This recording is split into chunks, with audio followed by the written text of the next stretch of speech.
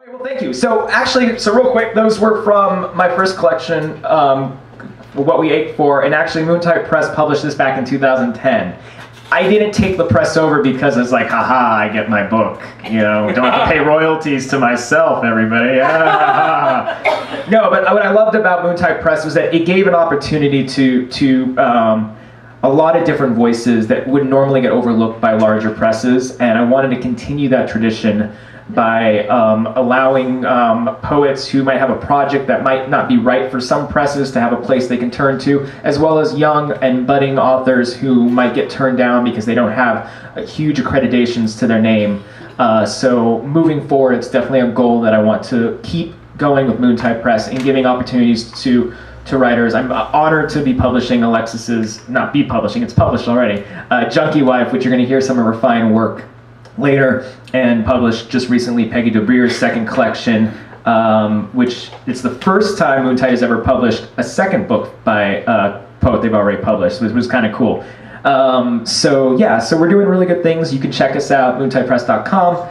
I have a plug for an anthology that we're going to be putting out in the fall, which when I read that poem for the plug, I'll tell you about it. But right now, this is something a little more serious. This is called Inheritance.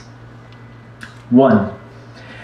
My grandfather believed in ghosts, swore as a child he saw one once move through an orange grove like a wild dog stalking rabbits in the brush. He said he knew that night what it was to be haunted. I thought him blessed and brave to stare such a spirit down, to see what so few ever do. Revelation, our bodies hide secrets science can't know. 6 years old, and I wondered if I carry his same luck, inheriting ghost stories of my own someday. 2 years later, a much darker tale.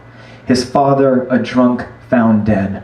No note, just a shotgun beside the body. Smoke rising from its barrel like a soul. My grandfather, a young boy, alone in this discovery, called out for the others to come, to pull him back into himself. Waiting, he told me how hard it was to keep from looking up. Specks of skull and other bits spread out like stars. Their dizzy red pattern, astrology he feared would follow in his blood. 3. He was 78 when he passed away. 2 years after his wife, my grandmother slipped off like a slipper from a foot. I can still hear her voice in the kitchen, strong as her coffee. He'd often say, without confessing whether or not he believed she were really there. Always a careful man, he kept such swelling love silent, spoke even less of loss, and never owned a gun. He mourned her by eating the same frozen dinner every night. The dance of undressing a tray from a box and the cutting of slits to allow for steam to escape became the habit that got him through the day. 4.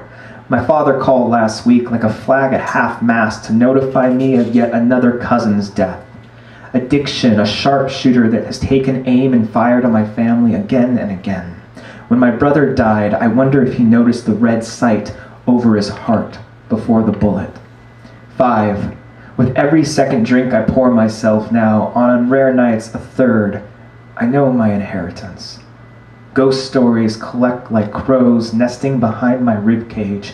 Wings fuss against my chest. They are an anxious murder of black feathers, cawing at the static in the air, at the hint of a storm.